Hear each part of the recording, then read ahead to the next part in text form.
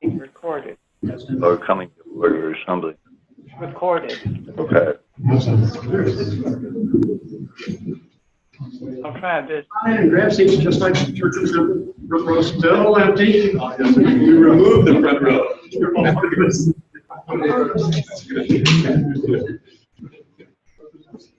That's it. Oh, they got some shakers. What do you think, Sally? I think we're good. We have a lot of people already joined. Okay.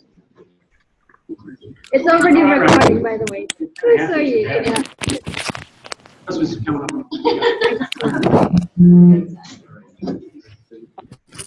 Good evening. For those of you I have not met, I'm Jeff Bigger. I'm a life trustee at Hawkins School. I actually work at the school, and I spend my life traveling the country meeting with alumni everywhere. And I'm pleased to be here tonight with Peter, Paul, and Andy. This very special First Thursdays with Peter. We'll take them to another city. We'll have another one in Chicago, and we're going to look at some other cities too. Just a couple of quick things I want to make you attention. On the back table, actually, or 25. I want to listen. Called All the Rest. It's your stories, all the lies that you gave about Hawkins School are in there. And here's the deal. I am not taking one book back. Here's the other deal. If you're nice, Peter will send it. Or maybe you got a Hall and Andy send it too. I don't care. Something will send it to you. Take these books. I'm on back. I can't figure that next question. This is the brand new book that we spent 2 years working on for Hawkins Centennial, which is this year. And it's the history of James Hawkins and Hawkins School and his vision. If you're interested, we'll have it back there. You can look at it after the program. If you're interested in purchasing one, there's some note cards or bookmarks back there to tell you how to order it. It's a very special, really good story. It's not a wonderful story, great photography, great memories of how the school was and what it is today. So with that, I'm going to introduce you to Peter, who's going to do some program tonight. Okay. Thank you.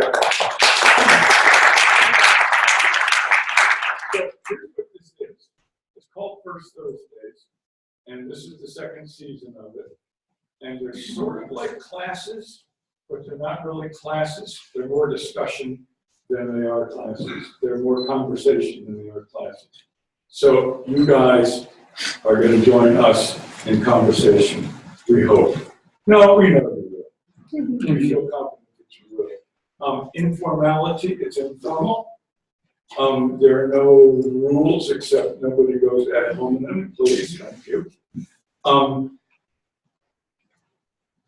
The last session from last year, we do these normally in Cleveland, but Boston is so respectful. And I mean that. I mean, I sounded sarcastic, but I really do mean that. I mean, so many of my dear friends are here, to include my family tonight. We normally do these in Cleveland. And we normally do it very centered by a fire and fireplace and 25 people and their discussions. The last one, and Andy sort of mentioned this in his last email, the last one that we did in Fleetburg was about the role of humanities in the future because of, in light of technology and STEM. Everybody's talking about STEM and everybody's talking about technology. My oldest son is a math genius, and that's all he thinks about.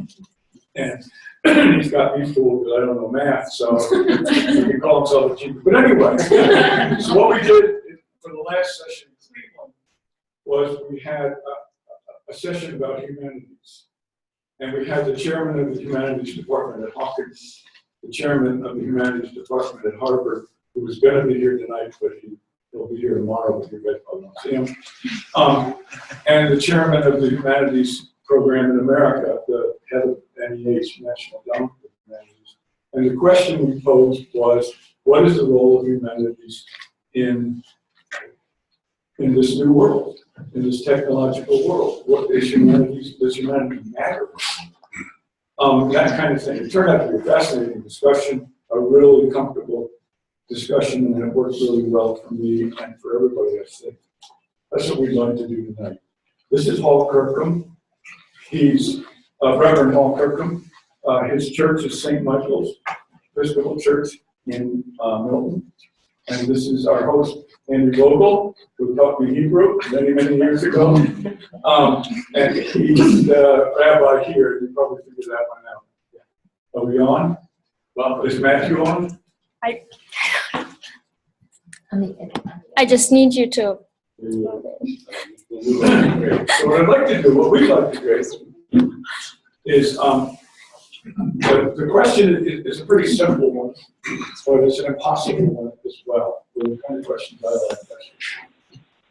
And it goes like this. I sent these guys an article from the New York Times about the nuns, N-O-N-E-S.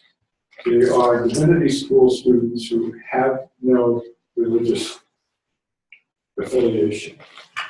And it struck me for several reasons. One, because I haven't any. Another, because my dog tags in Vietnam said religion, none, N-O-N-E.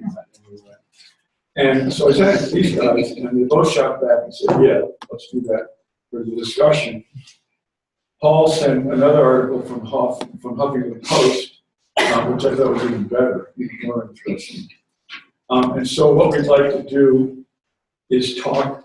I'm going to start with these guys. What we did on Zoom about a month ago was they hadn't met.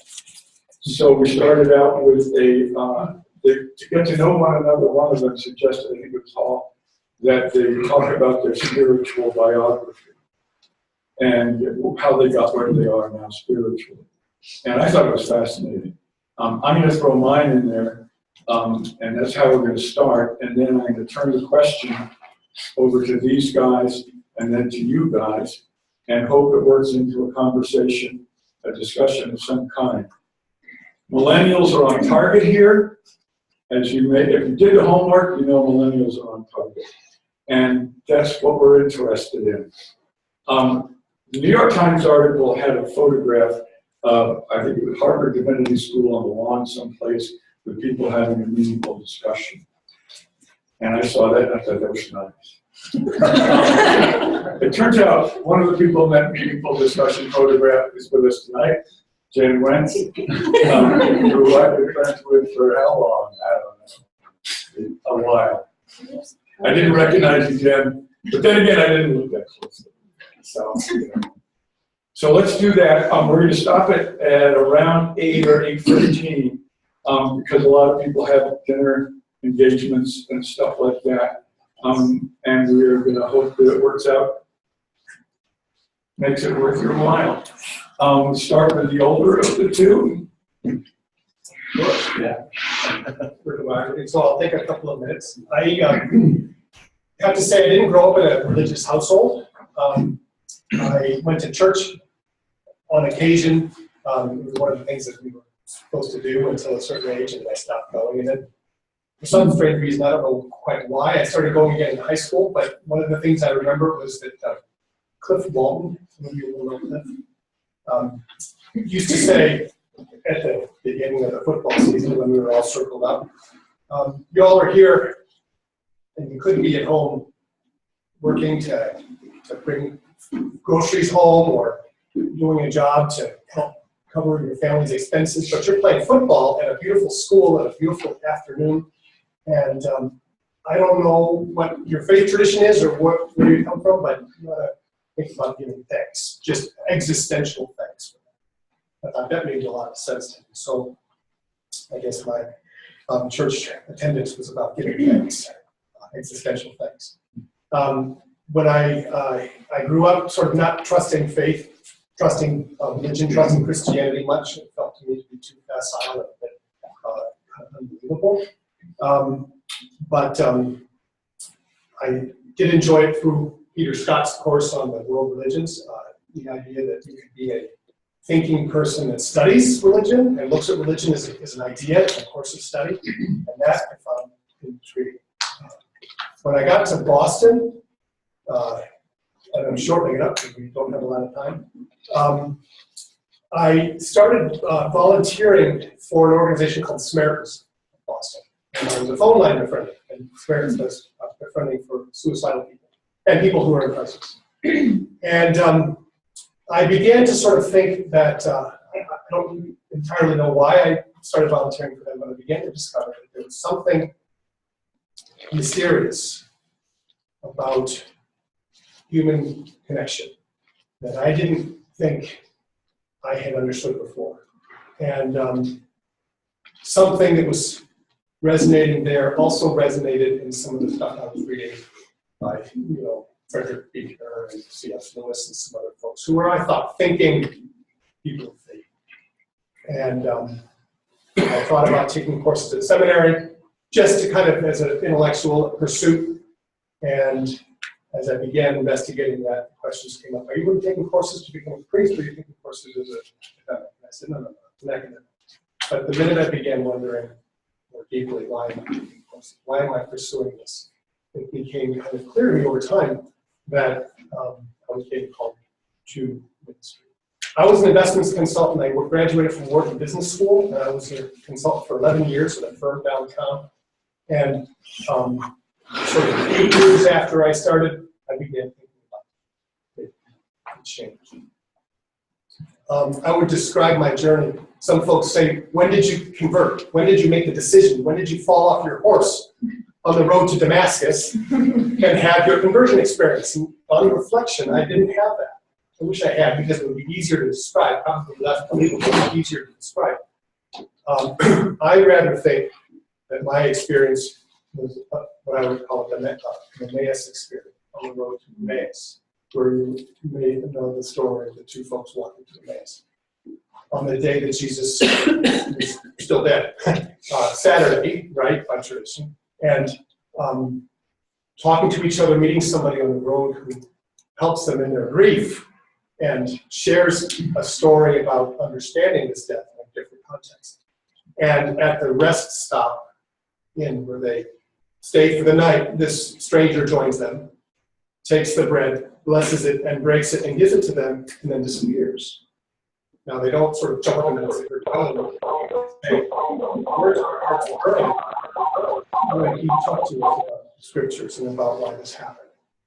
It was on reflection that these folks had this discovery. They didn't have an epiphany road to Damascus experience. They had an Emmaus experience, which is on reflection. Looking back, I sort of say, here are some things in my life that seem to be lining up in a way that pointed towards ministry, and specifically ordained ministry, because we're all ministers, I think. Pointed me towards ordained ministry. So I left the firm, and I started the seminary, and got ordained in 2009. Here I am. Good. So first of all, I just want to say how I'm thrilled to welcome you here.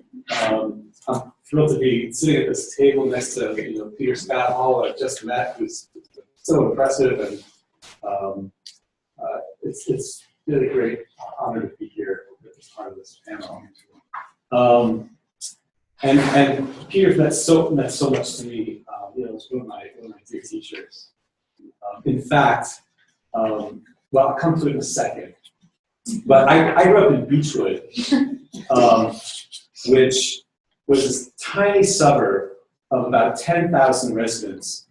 And I went to Beechwood public schools until I was in 6th grade. In 7th grade, I switched to Hawking. And in sixth grade, I had my first job, which was to be a paperboy for a plain dealer. And every morning, the truck, they don't do this anymore, but the truck would drive off, and I, a kid, would go from house to house to deliver the plain dealer.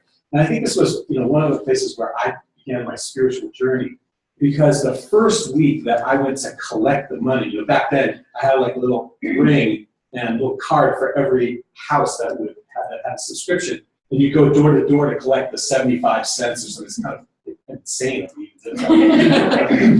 I discovered that the people on my street, we only lived in that street a year, about 75% of the residents on my street had numbers on their arms. They were Holocaust survivors.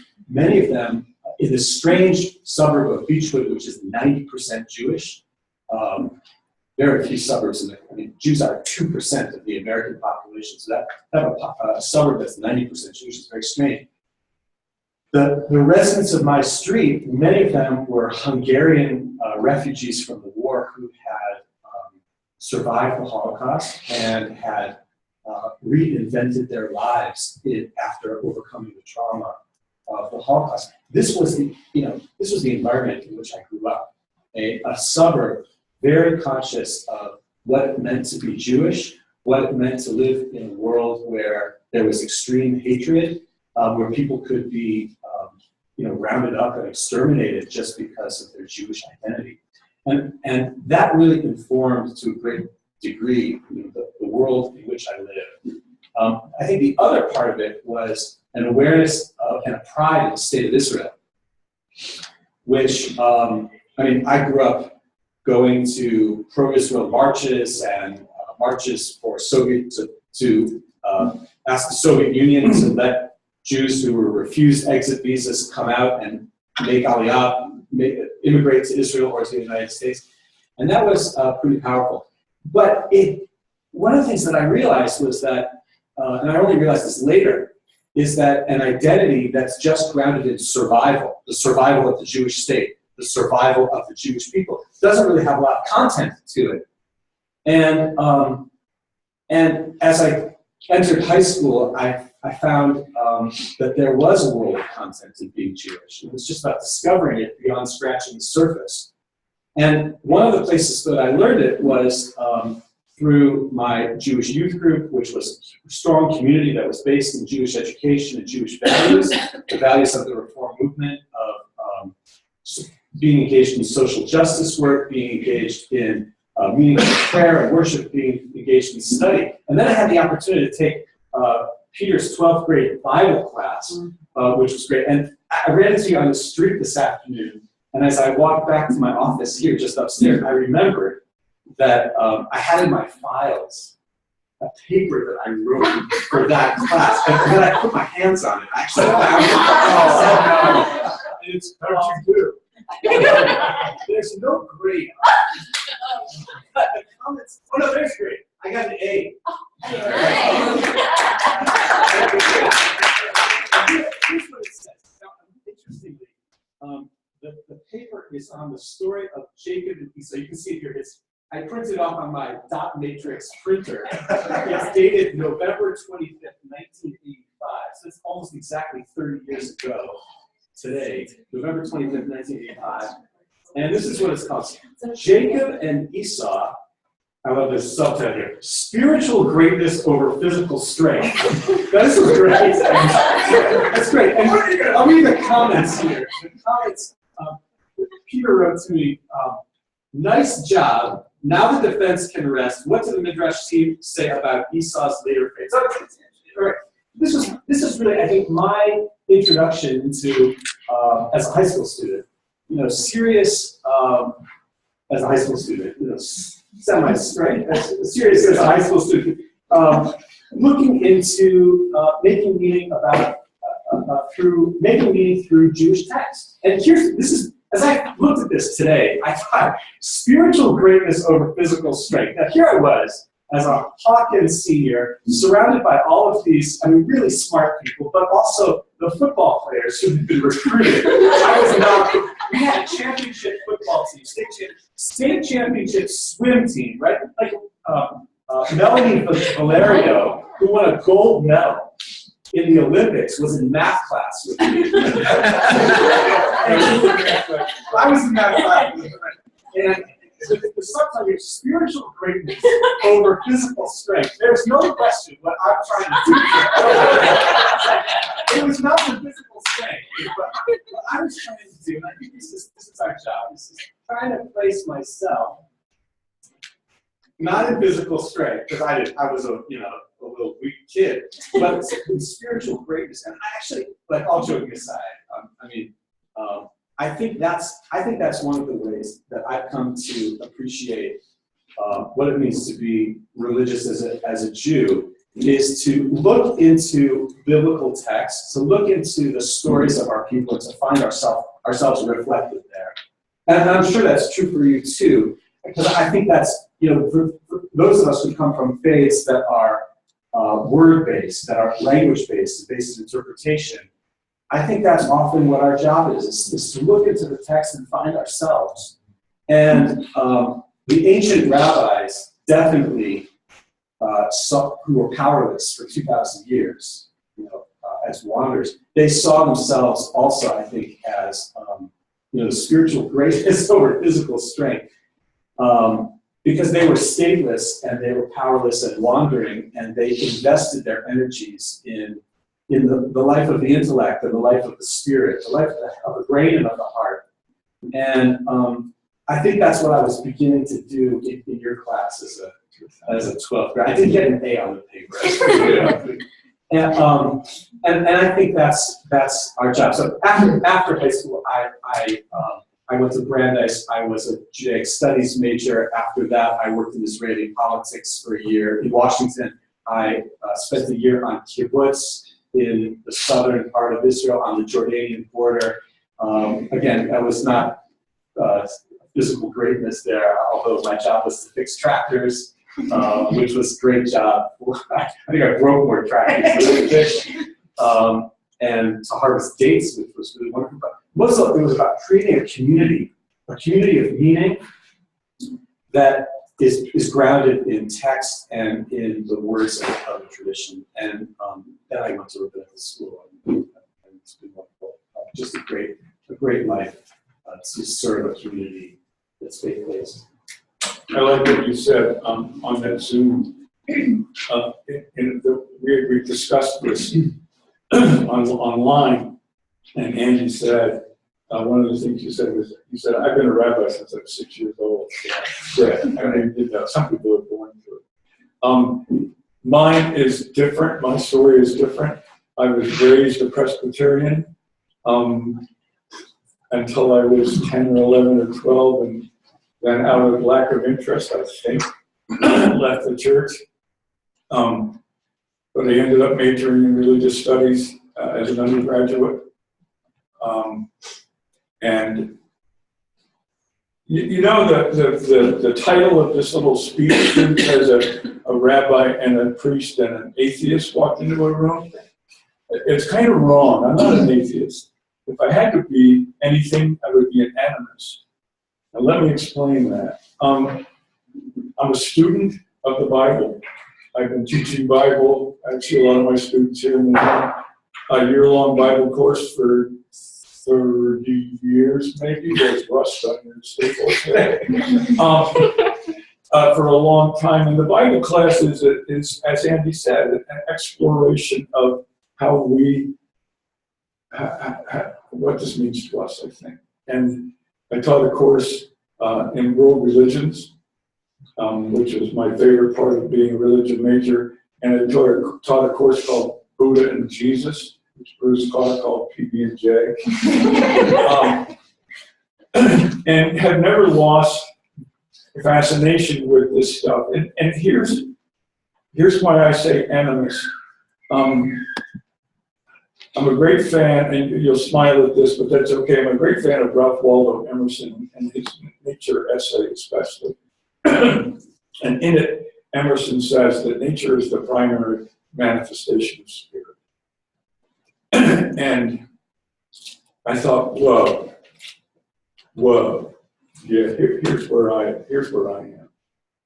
And then I went to Vietnam, and in Vietnam, I had a team of 11 Cambodian boys, and we were irregulars. We were out of uniform. We were doing illegal stuff, but that doesn't matter. What matters is that when we would travel in the forest, and we did, and in the mountains, these guys were Buddhists, but they were all, for the sake of all living things. But they were also animists. And one night we thought we could make a fire. We thought we could gamble and make a fire.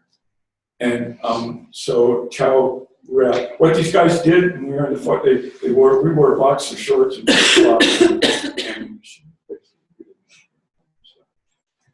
And so one of my favorite guys, Chow Crack, who was 15 at the time, I think. We all had little pouches, sort of like fanny packs, but not fanny packs. Not fanny packs. But what these guys would do when we traveled through the forest, they'd see something they really liked. They'd pick it up and put it in their little pouch. And one day, Chow Crack found a baby monkey skull, which is a really cool thing. We've never seen a baby monkey skull. There's a point to this story. We decided one day that we could have a fire. And so Craig said, okay, I'll go get firewood. And I said, okay. And I thought, no, you can't go. You know, we're in Indian country. So I went with him. And what I saw was this. We found a tree. I don't know what kind of tree it was. We found a tree with some dead branches low down. And he approached the tree. And he said something to the tree. I don't know what he said. And then he took that little, very highly prized monkey skull out of his pouch, put it down on the base of the tree, and thanked the tree again, and then broke off the branches. And I thought, okay, you got my heart. And and so I've been really, really lucky to have been a teacher and to have been associated with a lot of you guys and with these huge sources of my pride, obvious sources of my pride right here. Here we go. Why are people turning away from the church, if indeed they are? And what do you think about it?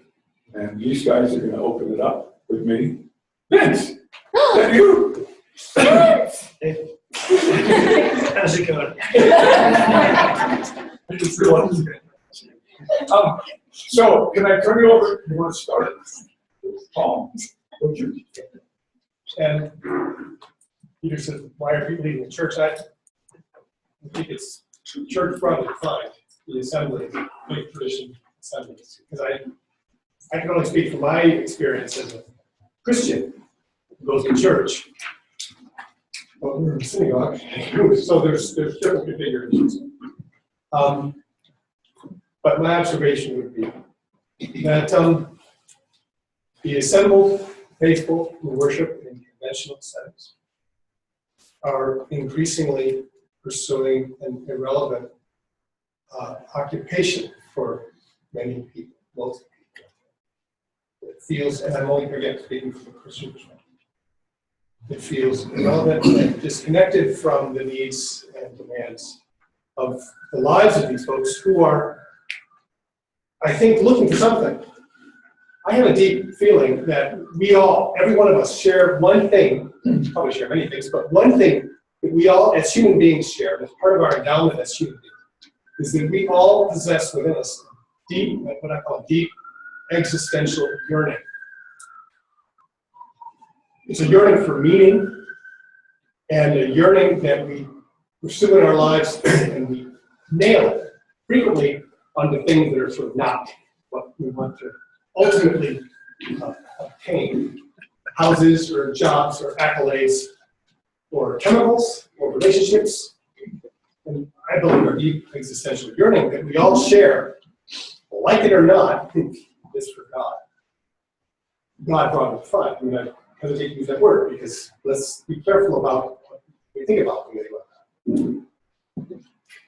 And I think that the way religion is practiced, at least in the Christian church, I think being Episcopalian, less an Episcopal church than other churches, I'm just being, but I think, broadly speaking, is it feels irrelevant, and it feels, at its worst, harmful, uninformed, and naive.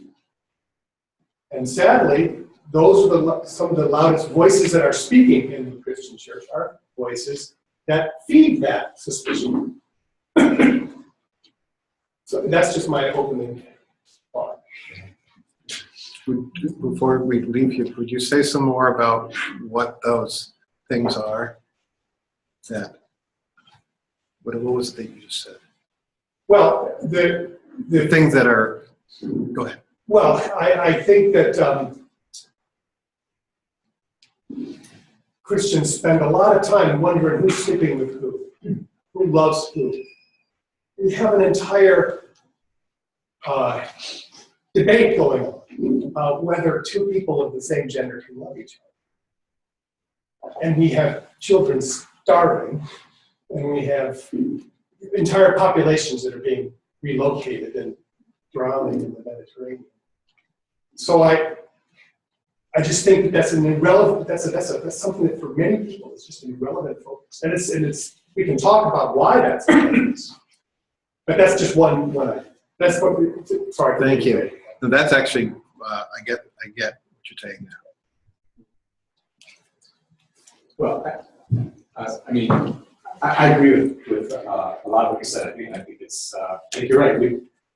Humans have a need for connection and to understand our lives, and that's an existential yearning. I think that's exactly right. I think that we as human beings are meaning-making animals, and we seek to create meaning in our lives. And the trick, I think, in the new generation is to make sure that that the institutions that we have are flexible enough to accommodate their needs. There's a tradition in Judaism. There's a line in the book of Exodus that says it's Ze'eli va'amnehu Elohei aviv va'aromehu, which is from the Song of the Sea. This is the God of my father, and I will praise him. My God. It's Moses and Miriam's song, Exodus chapter 15. And one of the great teachings is from the Baal Shem Tov, the founder of Hasidism, lived in the 18th century. He said, why is it this order that it's first, this is my God, and then the God of my father? I think I quoted it backwards, but it's Ze'eli va'amnehu Elohei aviv va'aromehu. This is my God, and I will praise him. This is my father's God, and I will I don't know, praise him or something like that. Loosely translated. and the Baal Shem Tov. You got an A, it's okay. I got an A, sorry, I'm done. I graduated. The Baal Shem Tov says it's the job of every person to find God themselves and then to connect that to their parents' understanding of what God is. So in every generation, and this might be true of every generation here in the room, we have to sort of smash the idols of our parents and then reinvent, find our own place. And especially in this last generation, the generation of my kids who are 6th grade and 9th grade, the first generation, the millennial generation, growing up with computers as, like part of another limb. The iPhone is part of it. They think of things really differently. Power and power structures are really different than when we were growing up. And I think that the institutions of religion have to change and adapt. So I don't know if people are leaving the church or leaving religion. I think it's just that the institutions of religion haven't yet adapted to the needs of people in this millennial generation. And I think we have to do that if we're going to be successful. I think we have to do that because people do have a yearning for meaning in their lives. And so the question is, how can the institutions adapt for them in the same way that we might not realize that we reinvented them, I think, for ourselves? And I think I'm following on that. It's my feeling that one of the ways institutions can do that, and one of the things I think that people look for, and that churches and religious communities have been unsuccessful or not mindful, is what is the expression of that search, and what is the way that search brings wholeness and health and completion into society? What is the way that these communities are doing it? And that's what we in the Episcopal Church would call mission. What is the expression? What is the tangible evidence that you're actually doing something that is working to fulfill the doing of justice, and the practicing of compassion, and the seeking reconciliation within a broken world? I believe those three, justice, compassion, and reconciliation, are the mission of God, Missio Dei. And what are traditions doing? What are these things that call themselves religions doing to actually enliven those things? in If anything. if anything. If any, yeah. And I think, you know, for at least, yeah, speaking for the Christian, speaking from my experience, for 2,000 years, the Christian church has been what I would call a transactional church. You got to go to church, get your communion, say your confession, then get your communion, and then you can go out and you can do the things that you always like to do.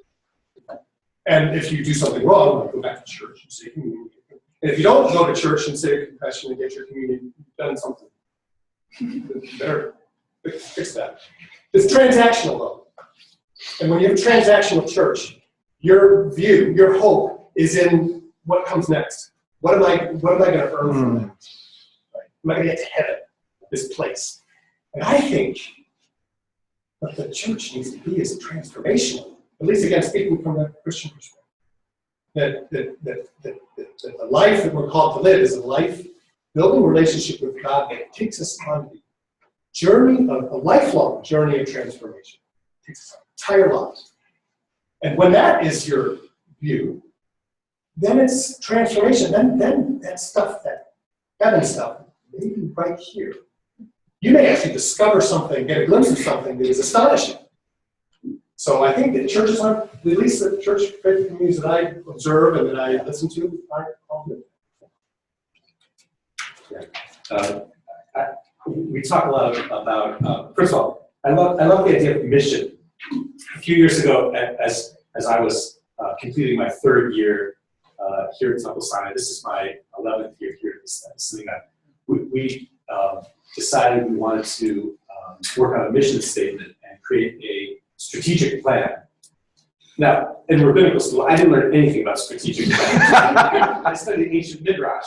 I didn't learn anything about it. So we brought in some people who had used their experience from the business community and had adapted it for the nonprofit.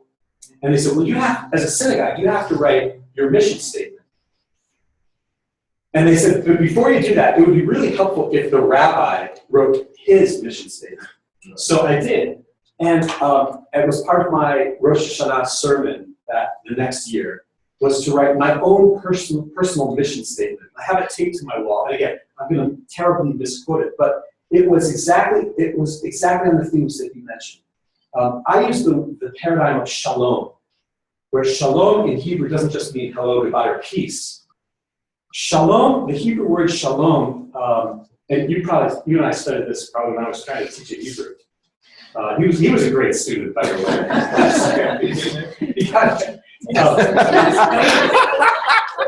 don't think I was in a position to do it.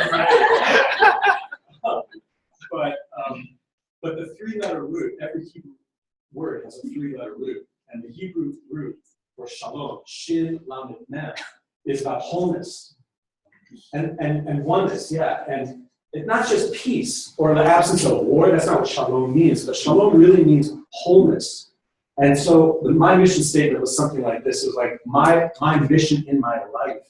And this took me days to write this 3 or 4 phrase thing. My mission in my life is to bring wholeness to myself, wholeness to my family, wholeness to my community, wholeness as much as I can to the world. It was all about shalom and shlemut. Shalom is peace, but shlemut, which is really the word that it's in, is wholeness. And wholeness meaning your conscience and your behavior are at one.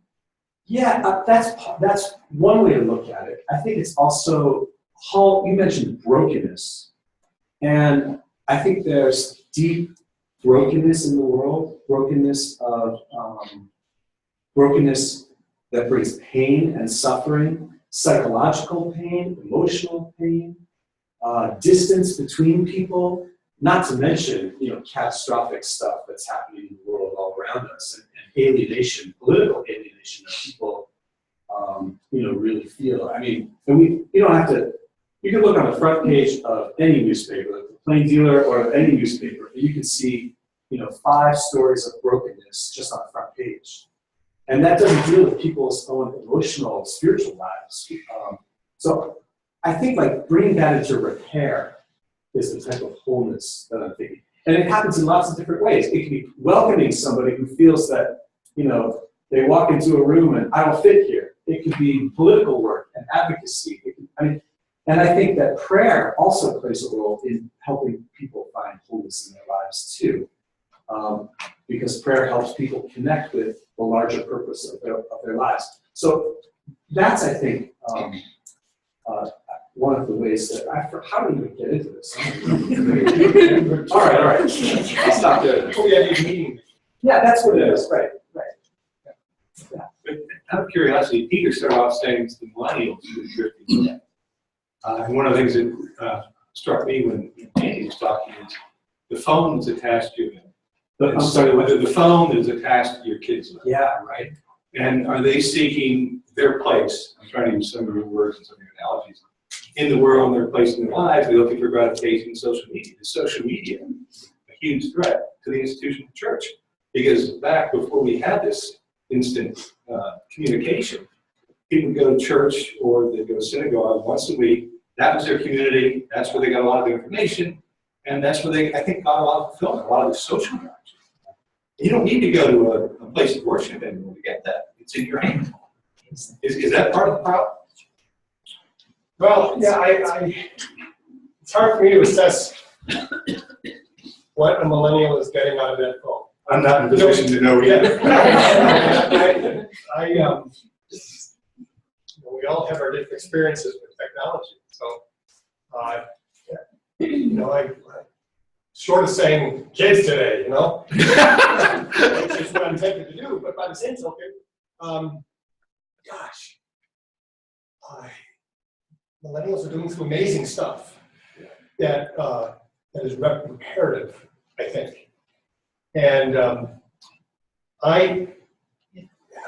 this might be a little bit unorthodox, but I'm going to suggest that when some of these young folks who aren't affiliated with a religious tradition go home on the weekend and do the work that they do to build a food bank or to connect people in different parts of the world so that they can have a conversation that they wouldn't otherwise have had and share ideas. That they're doing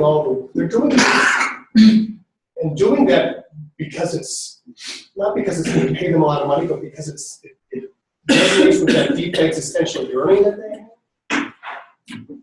I think God smiles on that, and that's I can imagine God sort of thinking, not to answer more things God, but God sort of thinking, yeah, that's fine.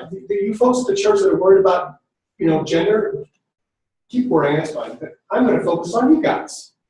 You're my church. I don't need you. Not that I don't need you guys anymore. My church is bigger than that. My assembly that's going to repair and reconcile the world is at work right there. The fruits of this, I would call those the fruits of the Spirit being exercised. I'm class of 55. I thought I'd say a few things, a few observations. And that is, when I visit my friends in Denmark, they say the churches are empty on Sunday, but we go there for weddings and funerals. I lived in Richmond, Virginia for 8 years, and the churches are full. And every time we met people when we moved down there, they said, "What church are you going to go to? Can we help you find a church?" Every meal we went over to people's house for dinner, they said Grace. This is startling difference in communities. Why? And then there's the National Academy of Science, which our smartest scientists are elected to. And there was a poll in 1999, and 93% considered themselves either atheists or agnostics. And it was the same kind of percentage for the afterlife question. And yet Francis Collins, who's the head of the NIH, is deeply religious. And he's written a book, which I'm told is spectacular. So I think they're just different communities that feel very differently about things. And it's certainly different than it was. And by the way, they polled the National Academy of Science back in 1924 also. And the numbers were very So anyway, just because one of the questions is what's happening to millennials, I just thought those might be some comments to think about. My mind is buzzing with responses. I'm going to just try to pick one, or maybe two. I mean, first, I think that we've tried to learn a little bit from the evangelical community. Politically, Reform Judaism is very, very different from the evangelicals.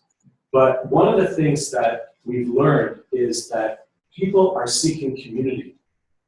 And especially in the United States, and this might, I don't know a lot about Denmark, but in the United States, I think we have a crisis of community that's partly related to the size of the country and the way that people live in so many different geographic parts of the country. In the United States, I mean, my mother grew up surrounded by her parents' cousins and her aunts and uncles and her cousins. My mother had something, she grew up in Buffalo, and she had something like 20 first cousins whom she knew very, very well. In my generation, we don't have anything like that because they're dispersed throughout the country. I don't know my mother's cousins at all. They came to my bar mitzvah, that's about it. And I think that partly because families don't live together so much anymore, we have a crisis of community in the United States. My teacher, Rabbi Lawrence Hoffman, particularly talked about it. And one of the things that he said is that houses of worship can really play a strong role in helping create community for people, helping people make connections. And this, I think, is one of the things that the evangelicals in some parts of the country have done very, very well. If you come, God willing, if you come back to this room in 2 or 3 years, it will be different. We're in the middle of a capital campaign. We're trying to raise $2.5 million, and this room will be redone. We're going to put in a coffee bar. And that's one of the things that the evangelical churches all have. Do you have that in your church? No, we don't. Okay, so yeah, the idea is that when people come to drop their kids off for Sunday school, we have a pretty vibrant Sunday school, then they'll stay. Because that's one of the reasons that Starbucks and Pete's Coffee have been so successful is that people are looking for a place to connect with other people, even if they're just drinking coffee in a public space. And so our plan is to put in a coffee bar here in the synagogue so that it will be a place of connection.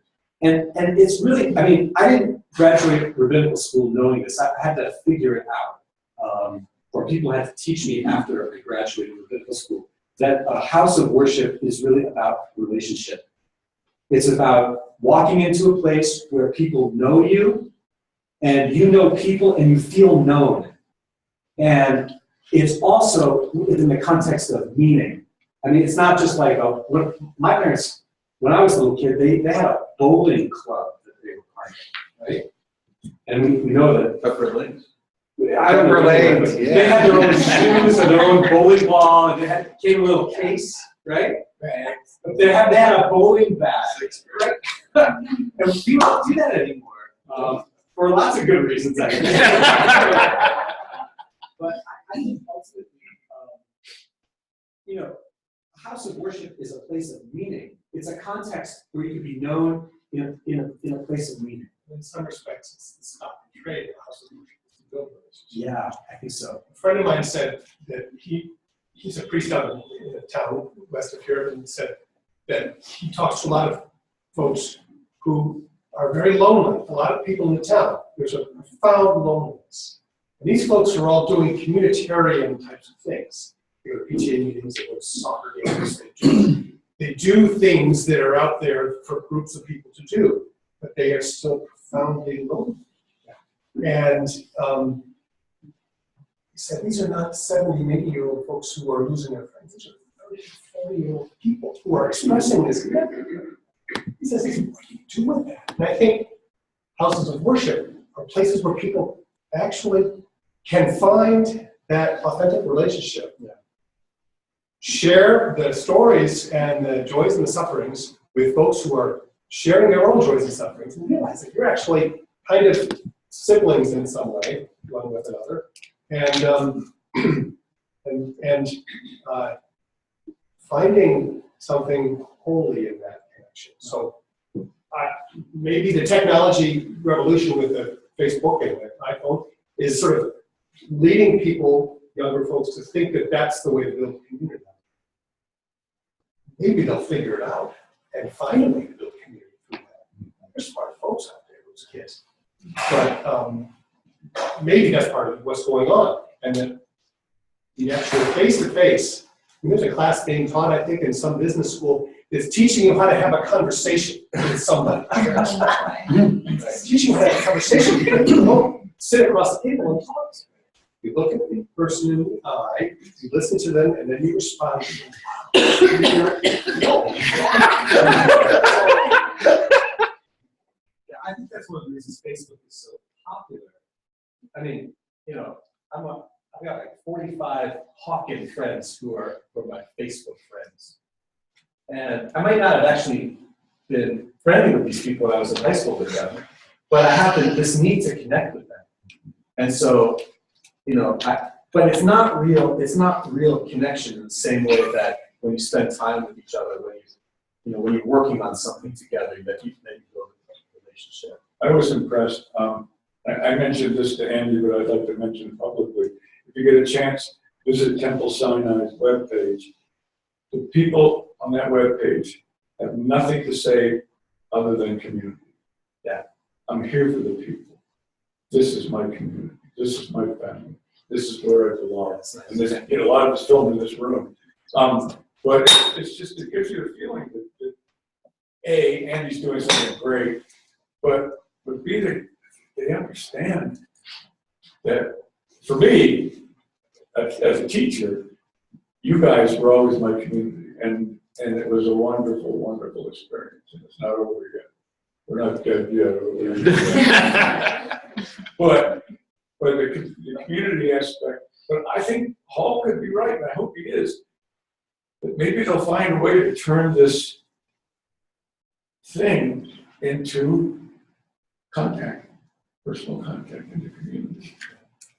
My name is Suzanne. I'm in the class of 2008, so that puts me right in the middle of millennials. All right, 25.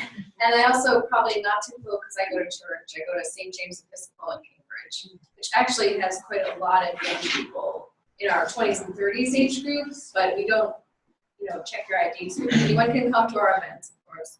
And I've actually declined to be part of the leadership for that because I'm not really sure what I'm thinking, but I think some of what I'm seeing, at least among my peers, is, we want meeting. I also work in fundraising for a nonprofit, and they're always saying, next gen, they want meaning, they want to see the results, they want to really see what their money's going to do. They don't want to just give you money and not hear God again until the next time you ask, that kind of stuff. And I think that connects to a lot of what you guys are saying about, there's this need to heal the world and work on projects like that. It's kind of the ethos, maybe, of millennials, alongside the looking at the phone, not social all day. Also, I think Instagram and Snapchat are cool. I'm a little older than the high schools, I don't know, but Facebook is now very political, so it's kind of got But it is interesting because it definitely can't replace that personal connection. I actually had lunch with our rector a couple weeks ago, and it was so great to just sit there with someone who's also talking about their faith journey. And you can't have that kind of conversation reading other people's blog posts. I mean, you can, sort of, but you can't really talk to them. So, and related to that is kind of my question, which is, do you think that'll change? Because especially in the Episcopal Church, a lot of people leave when they're sort of my age, and then they come back and they have kids. Do you think that'll change as people grow older and have kids and want to build those communities? Because I have plenty of time now as a young person with no children to go around and have them spend all my time at soccer games and things like that. But I'm wondering if we think that'll last in the next 15, 20 years as millennials really become parents. That's just what I'm thinking about. Will the millennials find their way back? Yeah, will they go back to church as you go there, it's local, it's your town, and it's at a regular time, and you can see people that are your friends instead of just seeing the parents in your kids' class. That's been a pattern that I've experienced. That folks come back when they start to have kids and they start to build, families and want to reconnect. They found a way they've sort of done their wandering and they come back. The question is there a way that folks can find meaning in that wandering piece? I think that there is. We've all kind of probably done that. We got it earned extra to our lives by doing that. Can the church play a role in that? I think that at least in the Christian church is changing. I mean, I think every house of worship tradition is changing. So something is emerging. I don't know what it is, but it's going to emerge. I don't think people are abandoning the spirit. I think people are sort of a little bit jaded or a bit skeptical on the structure and the framework. But they still got the stuffing. They're hanging on. Spiritual but not religious. Yeah, and I don't have a problem with that. Actually, I kind of support that. Yeah. Excuse me, Hall, you're talking about the spiritual, but you laid out your three, I forget what you call them. Yeah, there was repair and I didn't hear anything about self-exploration or God or spirit in that. I mean, why are you not just a social service organization, a club to, where's God in that? Well, and that's the next one. That's a good question. I mean, I would call that as God's mission: reconciliation, seeking justice, and practicing compassion. I know atheists who do the same thing. And right. And I think that the energy and the purpose and the possibility and the sense of hope that I have is very deeply grounded in my faith. Mm-hmm. That if I were simply to say, probably this planet is not going to survive. If you do the numbers, it's not really a good picture. I'm not optimistic that this planet's going to be. Really not. But I am hopeful, and my hope actually will cause me to, as Martin Luther King said, plant a tree tomorrow, right? Because I believe that there is something bigger going on than running the numbers. So if justice, compassion, reconciliation are what the mission of God looks like in action, the thing that powers my pursuit of that is a sense of spiritual longing, yearning, and hope that transcends the numbers. So one of the things that, Scott, Flannery O'Connor, the writer, of course you did. I think we read her in your class. Probably Everything that rises must converge. Yeah. She was a devout Roman Catholic, and she said what she thought that one of the most important things that the church did for people was to take her by the hand and lead her up to the mystery of existence, and then let go of her hand and back away. And I really liked that. And I think that, you could minister. These guys are ministers. Teachers are ministers too. But there's a lot more to it than that. And to me, it goes back to the little baby monkey skull behind the tree. And there's a sacredness amongst us that is just indescribable. David, did you? Well, I was interested in some of these comments because we were born Jewish. We're very, very, very reformed. And in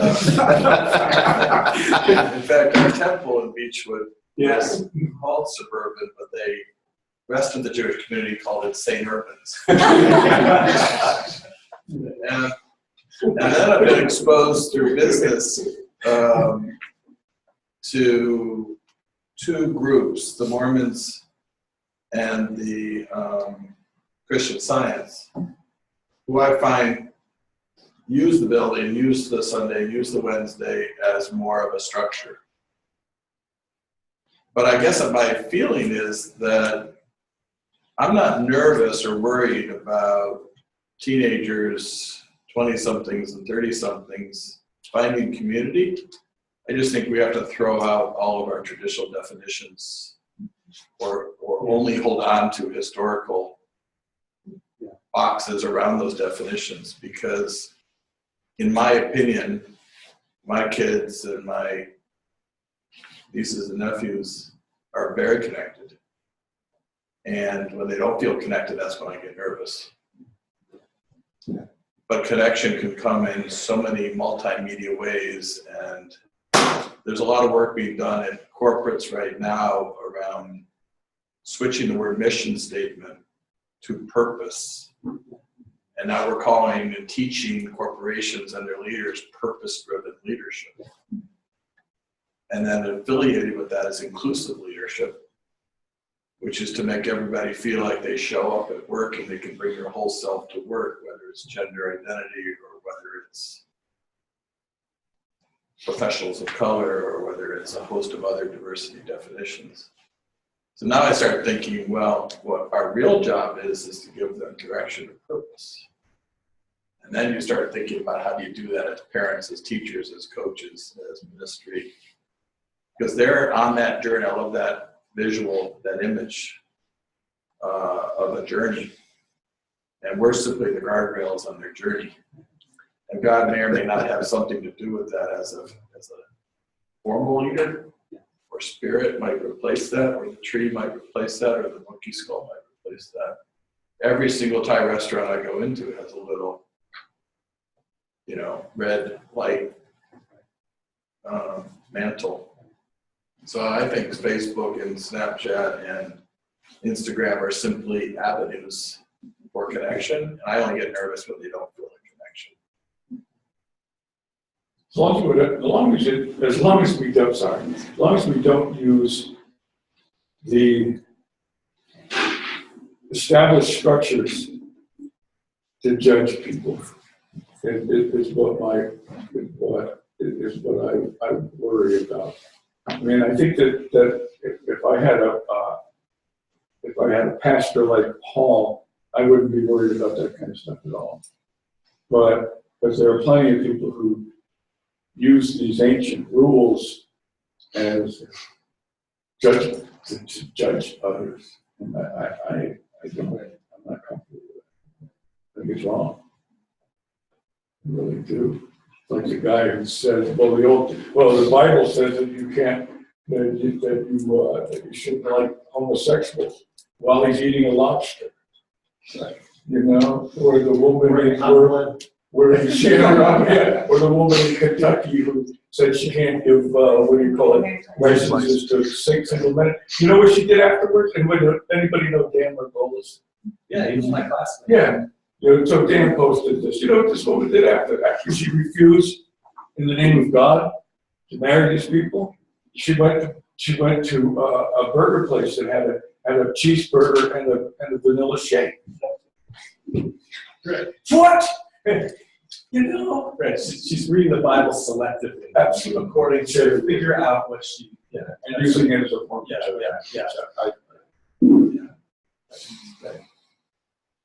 Jen. Yeah.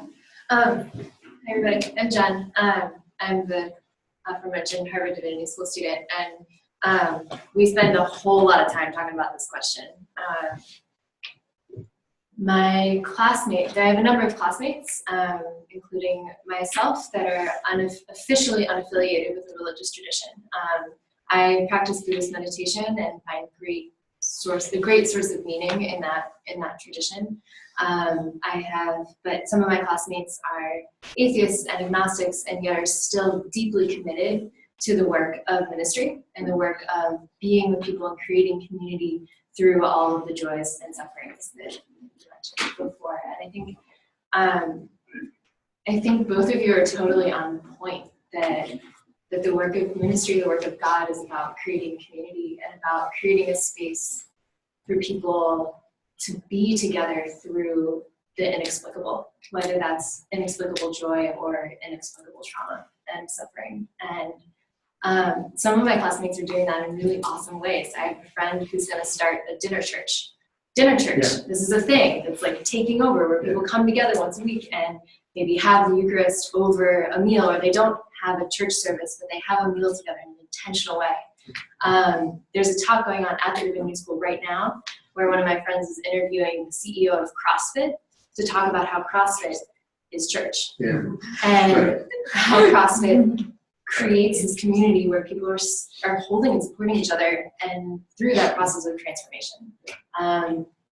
For me, I think the big question is about how do we create communities where the justice work can be done with the big picture view in the mystery, the holding on to that mystery of the justice work that doesn't get bogged down in the wins and the losses and the anger.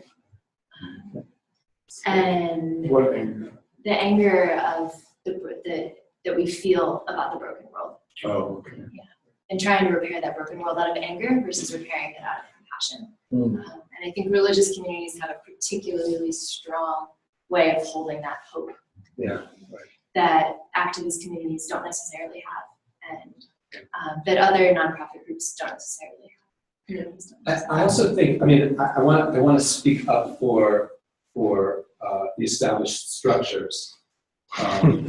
Also, Right. I mean, everything you said I think is beautiful, and I think that one of our jobs as religious institutions is to translate the inherited teaching to be applicable to the next generation. I find that's one of the ways that I define myself is as a translator. Is that I got all of these suitcases filled with Jewish teachings and Jewish ritual and my whole library upstairs and my grandmother and her traditions and the stories. And I think that I have to find the language to translate those. I think that the religious communities that are able to translate to the American paradigm, to the 21st century paradigm, are the ones that are going to survive and be successful. And I think that being part of something that's grounded and rooted is really powerful. So, I love the dinner church, I love the CrossFit, but in addition to that, as we're part of a larger human community that doesn't just exist at this particular moment, but also extends through the centuries. We're heirs to a 2,000-year tradition, 3,500. There's a lot of rootedness that is really powerful, and I think I see my job not only as a translator, but as a door opener. Mm-hmm. I'm like the doorman. That's what I see myself as. And I think that's why a lot of secular folks are going to divinity school, is because they recognize their cultural heritage in these traditions, whether they grew up Jewish or they grew up in a Christian community, and they want to find that rootedness. And I just want to add one more piece, which is that the word that we've sort of been talking around here, which we haven't really, you mentioned it once or twice, but is the word God.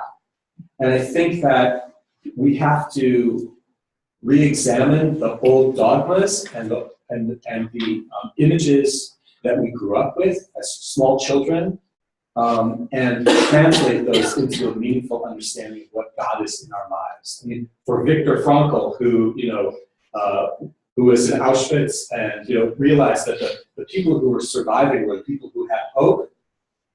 That was the definition of God, was hopefulness. I think we think about the scientific community and the scientists who call themselves atheists, but they're doing good work, right? They're committed to something.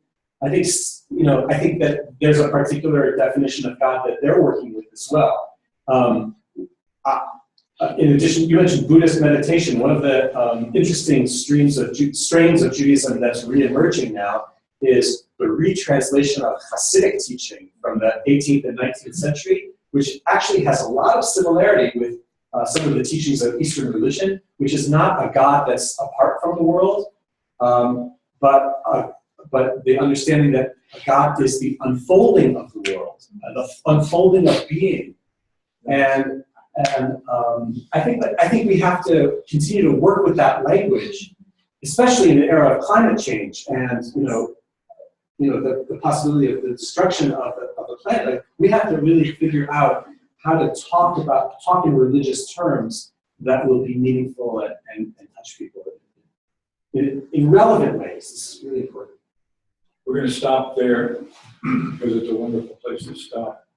That doesn't mean I'm throwing everybody out or we are throwing everybody out. We got lots of time, right? We got lots of time because there are people who are going out there, there are people who come from the future. And so we could how about a break here and if you want to go, and God be with you. How about that? Amen.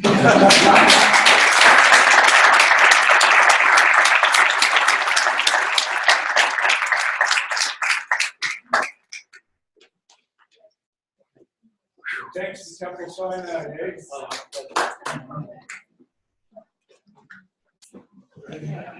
Hello.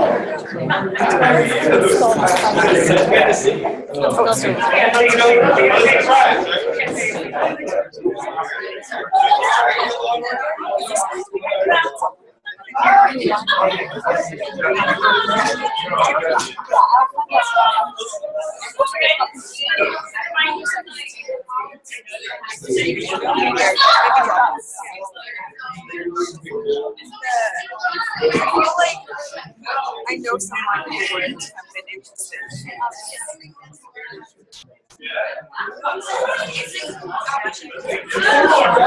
Sally, how many people logged out? I think the most we had How many are audio? Video or? mostly audio and video, and then like 2 or 3. And someone took the phone calls, and then the other 2 left. Thanks for joining us. No problem. It's still recording.